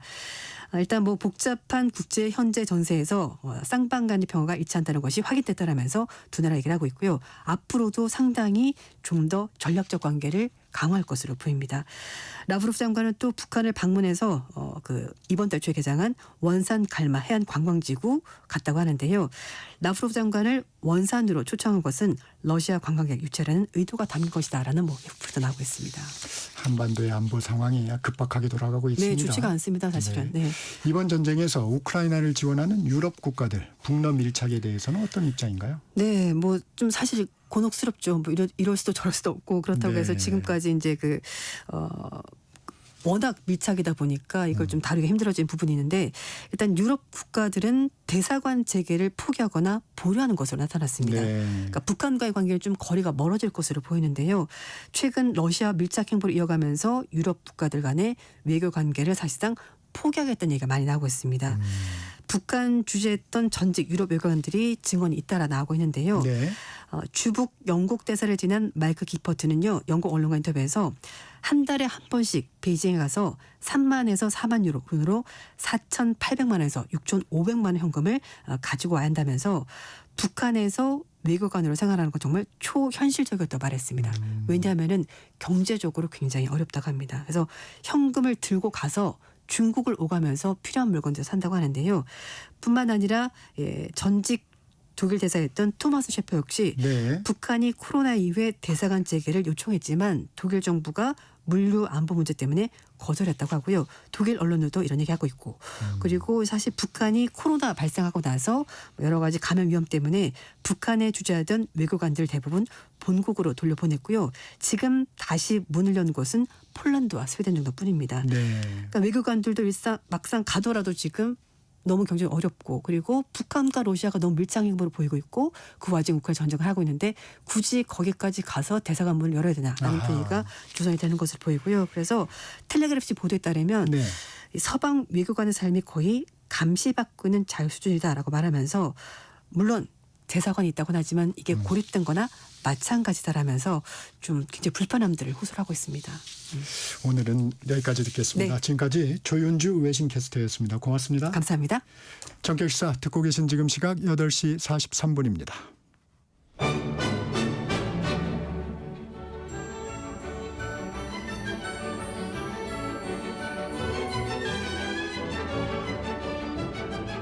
KBS 1라디오 정통 시사 프로그램 정격 시사.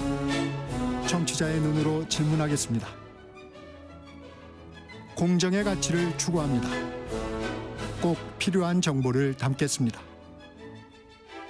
월요일부터 금요일까지 아침 7시 20분에 찾아옵니다.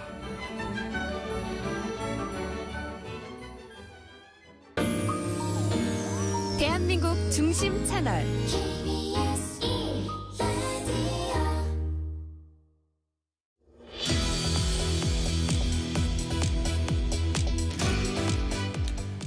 금융감독원 자본시장특별사법경찰이 일부 언론사 기자들을 수사하고 있다는 소식, 지난주 KBS 보도를 통해서 전해졌습니다. 이 기자들이 주가에 영향을 줄 수 있는 주요 정보를 미리 알고 주식을 사고 팔아서 이익을 얻은 게 적발됐다는 건데, 미공개 중요 정보를 사전에 알고 이른바 선행매매를 한 혐의를 받고 있습니다. 이 내용 심층 취재한 KBS 경제산업부 송수진 기자와 함께 관련 내용 살펴보겠습니다. 송 기자 어서 오세요. 네, 안녕하세요. 송수진입니다. 이 사건 어떻게 취재하게 된 건가요?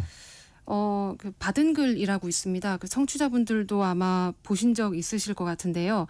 그 출처가 확인되지 않은 소문글 정도로 해석할 수 있는데 네. 이 받은 글이 이달 초에 기자들 사이에서 좀 화제가 된 게 있었습니다. 내용이 좀 충격적이었는데요. 금감원이 일부 기자들을 선행매매 혐의로 수사를 하고 있고 또 어떤 기자는 선행매매로 40억 원이나 벌어들였다는 겁니다. 그런데 이게 시장을 감시해야 하는 기자가 이게 불법의 주체가 되고 있다는 내용이었거든요. 네. 그래서 관련된 기사가 있는지를 한번 찾아봤더니 없었습니다. 그래서 한번 확인을 해봐야겠다고 싶어서 금감원 또 금융위원회 이런 곳에다가 확인을 해보니까 처음에는 좀 확인이 어려웠습니다. 그렇지만 또 여러 경로로 확인을 해보니 수사 대상 기자가 20명 가까이 된다라는 네. 사실, 그리고 관련된 종목이 100개가 넘는다는 사실을 확인을 했고요. 그래서 이 내용을 지난 7일에 보도를 하게 됐습니다. 20여 명이면 꽤 많은 숫자인데 기자들이 이렇게 대규모로 금융당국의 수사선상에 오른 적이 있었나요?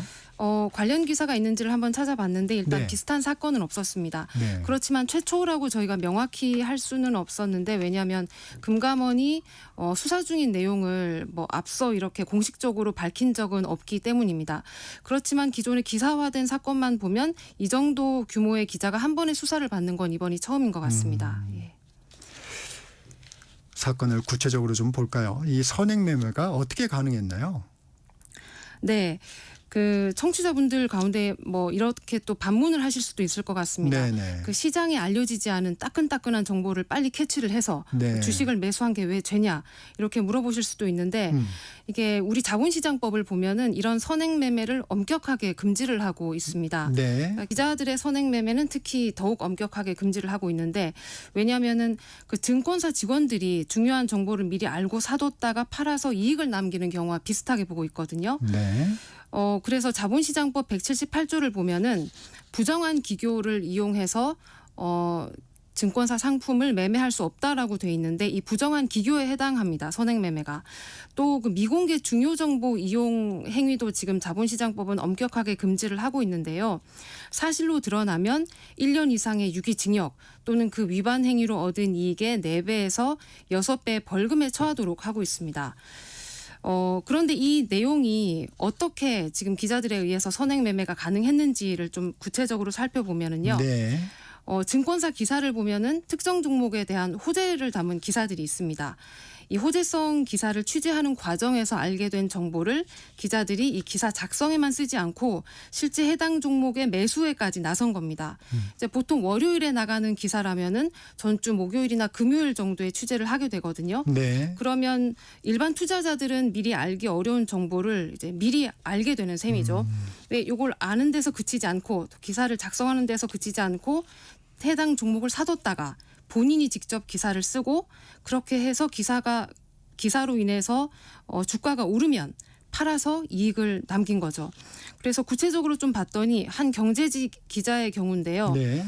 이 미공개 정보를 이용해서 2023년 7월에서 지난해 6월까지 1년 남짓한 기간이었는데 10개 종목을 선행매매를 한 걸로 조사 결과 드러났습니다. 네. 그렇게 해서 거둔 수익이 5억 원이었습니다. 그런데 이 언론사의 그 평균 연봉을 제가 찾아봤더니 1년에 5천만 원 정도였거든요. 네. 그러니까 연봉의 10배 가까운 금액을 1년 만에 이제 선행 매매로 번 겁니다. 이 기자는 올해 초에 회사를 그만뒀습니다. 예. 보통 금융 경제 관련 취재를 하는 기자들이겠군요. 이 기자들은. 주로 증권부 기자로 알려져 있습니다. 네. 수사를 받고 있는 다른 기자들도 좀 비슷한 수법인가요? 기사를 미리 이제 쓰고 그 기사가 나가기 전에 어떤 매매를 하는 그런 네네. 수법인가요? 네, 그 선행 매매를 해서 이익을 얻는 구조는 크게 다르지 않았는데요. 그런데 더 치밀함이 좀 엿보이는 사건도 있기는 했습니다. 네. 그 여러 명이서 특정 종목에 대한 호재성 기사를 거의 동시에 쓰자고 공모한 사건도 있었습니다. 그러니까 호재성 기사가 단 하나 출고될 때와 비교해서 비슷한 호재성 기사가 동시에 여러 개 출고될 때는 시장이 받아들이는 반응이 다르거든요. 네. 그러니까 여러 매체에서 동시에 쓰게 되니까 그만큼 저 종목에 뭔가가 있구나 하는 기대 심리도 커지게 되고 해당 특징주 기사가 갖게 되는 일종의 영향력이랄까요? 그런 것도 커지게 됩니다. 주가 상승에 기여하는 정도도 커지게 되고요. 그래서 이런 걸 기자들이 노린 것 같습니다. 네. 그래서 주가가 더 오를수록 해당 기사를 쓴 기자들도 이익을 얻기 때문에 죄질이 좀 더 나쁘다고 할 수 있을 것 같습니다. 그렇군요. 만약 기자가 미리 작전 사실을 알고 해당 종목에 대한 특징주 기사를 썼다면 그리고 자신의 기사 출고 전에 해당 주식을 사두기까지 했다면 어떤가요? 그러니까 이런 것 같습니다. 금감원이 특히 지금 더 주목을 하고 있는 것이 바로 이 특징주 기사라고 할 수 있는데요. 네. 이 특징주 기사가 특정 종목에 대한 집중 분석 기사라고 할 수 있는데 오늘 이 주식이 왜 이렇게 많이 올랐나 내렸나 이런 거에 대한 답을 알려주는 뉴스라고 할 수 있습니다. 그런데 이 기자가 특징주 기사를 쓰려면 취재를 해야 하고요. 자연스럽게 기업의 호재가 무언지를 알게 되고요. 네. 다음번 호재도 무엇인지 알 수 있게 되고요. 선행매매 유혹에 빠져들게 되는 겁니다. 그런데 금감원이 또 특징주 기사에 주목하는 이유가 네. 이 주가 조작 같은 불공정 거래 행위에 적극적으로 가담 중인 기자를 추려내기 위해서도 있는 것 같은데요. 그러니까 가령 예를 들어서 이른바 이제 인위적인 주가 부양이라고 할 수 있는 작전 세력이 뭐 특정 일에 통정 매매 같은 걸 해서 네. 인위적으로 주가를 끌어올리기로 가정을 하면요. 이 경우에는 자신들의 어떤 부정한 기교를 덮으면서도 주가 상승이 그럴싸해 보이는 어떤 명분이 필요하게 됩니다. 그런데 이 역할을 특징주 기사가 할 수도 있습니다. 그러니까 기사라는 공신력이 있지 않습니까? 이 공신력을 안고 여러 SNS 방을 떠돌면서 추격 매수세까지 유입을 시킬 수 있습니다. 네. 그러니까 작전 세력들 입장에서는 더할 나위가 없는 건데요. 이 만약에 기자가 이 작전 사실을 알고서 해당 종목에 대한 특징주 기사를 썼다면은 네. 그리고 자신의 기사가 출고되기 전에 해당 주식을 사두기까지 했다면은 어떻게 될까 생각해 보면 네. 선행매매 혐의는 물론이고 기자 역시 넓은 의미에서 이른바 이제 작전 세력의 일부로 볼 개연성이 있습니다. 물론 아직 이런 내용까지 금감원 수사에서 밝혀지진 않은 단계입니다. 또 밝혀지더라도 아마 일부 기자의 얘기로 일부 기자의 얘기일 겁니다. 예. 그러면 여러 기자가 모여서 같이 어떤 특징주를 같이 기사를 쓰는 경우도 좀 있었습니까? 네. 관련된 사건이 지금 금융위원회 조사 결과 드러나서요. 네. 증선위 의결을 거쳐서 현재 금감원 특사경에서 현재 수사를 하고 있는 내용들입니다. 예. 기자들의 선행매매, 금융당국은 어떻게 이 문제에 대한 수사를 벌이게 됐는지 수사 착수하게 된 배경은 어떻습니까? 아까 제가 간단하게 말씀드렸던 1년 남짓한 기간에 5억 원 수익을 낸 네. 모 경제지 기자 사례가 있었는데요. 이 사건의 경우에 현재 남부지검이 수사를 하고 있고요. 이 사건 말고도 또 다른 선행매매 사건을 올해 초에 금융위원회 증권선물위원회가 확인을 해서 남부지검으로 이첩을 했는데 이 사건을 지금 금감원이 받아서 수사를 계속하고 있고요. 그다음에 금감원 조사국에서 자체적으로 또 파악한 사건이 있는 걸로 알고 있습니다. 네. 이렇게 크게 그 두 축으로 수사는 이루어지고 있는 걸로 파악됐습니다. 예. 금융당국도 이번 사안을 굉장히 좀 적극적으로 보는 것 같네요. 네. 그런 것 같습니다. 사실 그 기자들의 기사 하나로 별 볼 일 없는 종목이 마치 그럴싸한 호재가 있는 네, 유망한 그렇죠. 종목으로 또 시장에서 여겨질 수 있지 않습니까? 네. 그러니까 아무리 투자는 개인의 그 선택이라고 할 수 있지만 개인이 제대로 선택할 수 있도록 하는 시장의 룰은 공정해야 하는 거거든요. 근데 지금까지는 이제 소문으로만 어느 정도 이전 그 기자 선행 매매가 떠돌았는데 이게 어느 정도 사실로 드러난 만큼 이번에 좀 제대로 수사가 이루어져야 할 걸로 보입니다. 이 기자 윤리 강령에 이런 부분이 있지 않습니까? 그 취재 중 얻은 정보로 사적인 이익을 추구해서는 안 된다는 조항. 네, 그 한국 기자협회 윤리강령이라고 있는데요. 네. 거기 보면 나와 있습니다. 그 취재 활동 중 취득한 정보를 보도 목적으로만 사용해야 한다 이렇게 명시하고 있고요. 윤리강령 실천 요강에도 취재 보도 과정에서 취득한 정보를 개인이나 특정 집단의 이익 추구에 사용하지 않아야 한다 이렇게 네. 나와 있습니다. 그렇지만 뭐 어디까지나 이제 자율 규제 차원이고 어긴다고 해도 처벌 규정은 없는 상태고요.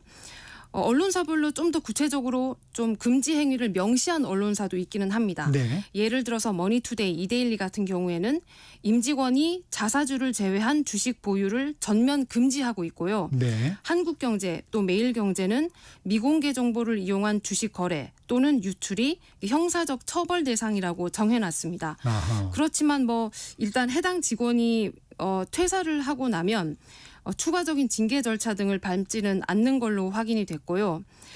사실 전문가 집단의 경우는 내부 규약이 있고 또 그걸 자율적으로 지키도록 하고 있지 않습니까?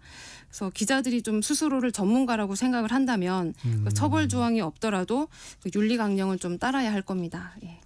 이게 이제 퇴사를 하게 되면 그냥 그걸로 덮고 뭐 이렇게 네. 가는 부분이 대부분 언론사에서 이루어지고 있는 모양이군요. 그 앞서 말씀드린 그 한 경제지 기자의 경우가 그런 케이스입니다. 5억 원의 수익을 냈다는. 네네. 올해 초에 사건이 드러났고 해당 언론사에 대한 압수수색도 있었지만 해당 기자에 대한 언론사 차원의 징계는 없었던 것으로 파악했습니다. 이게 선행매매가 KBS 보도로 알려졌는데 인용하는 기사들이 많지 않은 것 같습니다. 왜 그런가요? 일단 뭐 언론계 내부의 일종의 뭐 치부라고 보고 쉬쉬하는 분위기가 좀 많은 것 같습니다. 그렇지만 또 다행히 KBS 보도가 나간 뒤에 한겨레 보도가 있었는데요. 네. 그 9일 즈음에 그 증권선물위원회를 취재를 해서 경제지 기자가 연루된 선행매매 사건을 또 보도했습니다. 오늘 아침에 또 확인해 보니까 이데일리에서도 관련 기사가 있었고요. 네. 그렇지만 좀 아쉽게도 여전히 대부분의 매체는 좀 보도를 하지 않고 있는데 민주언론시민연합이 좀 이런 상황을 꼬집는 성명을 발표하기도 했습니다. 예. 네, 여기까지 듣겠습니다. 지금까지 KBS 송수진 기자였습니다. 고맙습니다. 감사합니다. 전격시사 오늘 순서 여기서 마무리합니다. 커피 쿠폰 당첨자는 전격시사 홈페이지에서 확인하면 되고요. 지금까지 진행의 정창준이었습니다. 여러분 감사합니다.